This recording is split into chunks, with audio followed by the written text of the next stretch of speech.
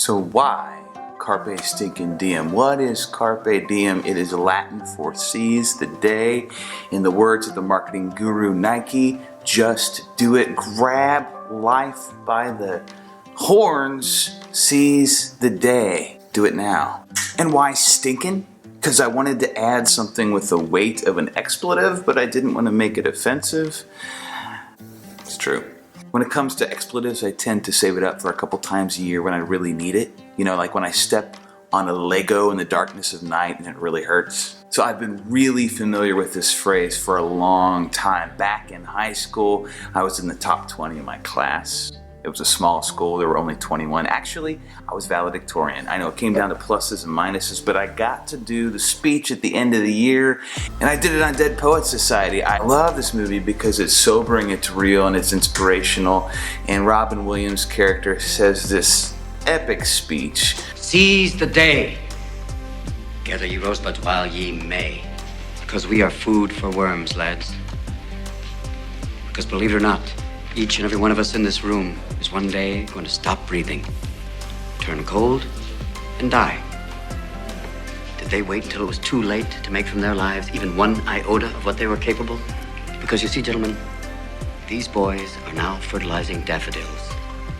But if you listen real close, you can hear them whisper their legacy to you.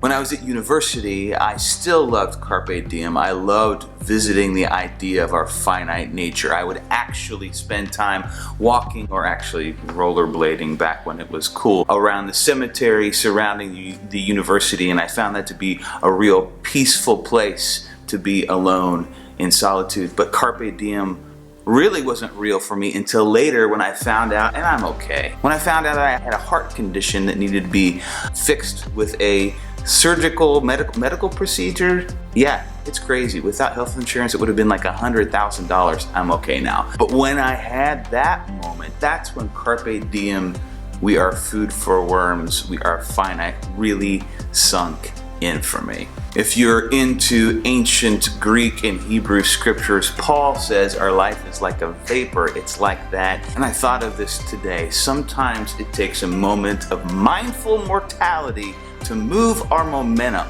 What? It has alliteration, so it has to be true. It's tweetable, it's quotable. It's good, man. At some point you will pass into the great infinite. You will blink if you are 18 or 20 now, and you will have, I have a silver hair here, I just noticed the other day, and you will be 40 years old. What? This can be really motivating in that when we realize that we are mortal, we know that our future starts right now. It starts right now.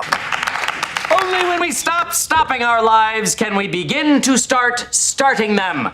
Ms. Edison here, for example, would rather write about what happens to other people than live what is happening to her.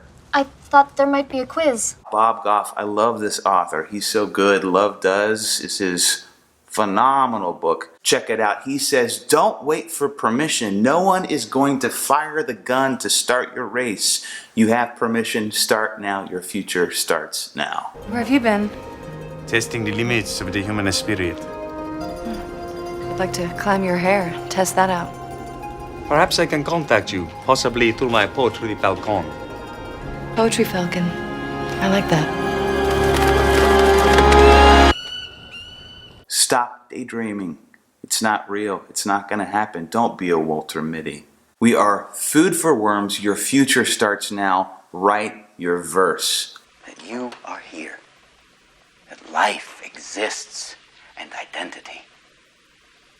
That the powerful play goes on and you may contribute a verse.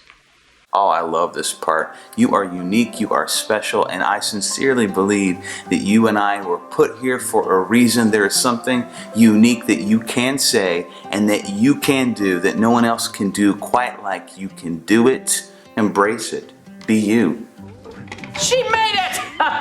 Everyone, stand on your desks! Up, up, up, up, up, come on! Rise, rise, rise above the programming. All your lives you were told, don't stand on your desks. Well, why not? Oh, Kevin, come on. She She's okay. Go to the nurse. Seize the day. And here's how you know what to do that only you can do. You find that spot in your life that makes you feel the most alive and that helps other people, and you do it. And if you're a person of faith, listen to that inner voice and follow that, not your followers and your likes. And in the words of Whitman from Dead Poets Society, once again, that the powerful play goes on and that you might contribute a verse. What will your verse be? Carpe Stinkin Diem.